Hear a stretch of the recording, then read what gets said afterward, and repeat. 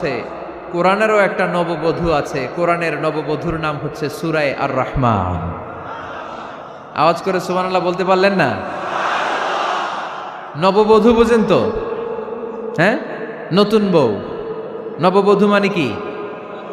আল্লাহর হাবিব বললেন, ইন্না লিকুল্লি শাইইন আরুস ওয়া আরুসুল কোরআনি সূরাতু আর রহমান।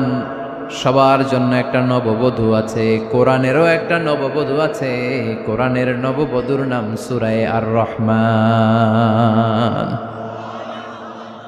নববধূ যেমনি বাসর রাতে হাতে পায়ে আলতা মেখে, বেনারসি শাড়ি পরে, লিপস্টিক দিয়ে, খোপায় ফুল দিয়ে, জুয়েলারি পরে, অর্নামেন্টস পরে, মেকআপ করে, পার্লারিং করে তার স্বামীর জন্য ওই রাতে সে নিজেকে উজাড় করে সাজায়, ঠিক কিনা? ঠিক তেমনি আল্লাহ তাআলা এই দুনিয়াতে আমাদেরকে কি কি নেয়ামত দিয়েছেন, আবার কি কি নেয়ামত জান্নাতে গেলে দিবেন, তার সব কিছু বর্ণনা করে এই সূরাটাকে তিনি উজাড় করে সাজিয়েছেন। সূরাটার নাম কি? আরো জোরে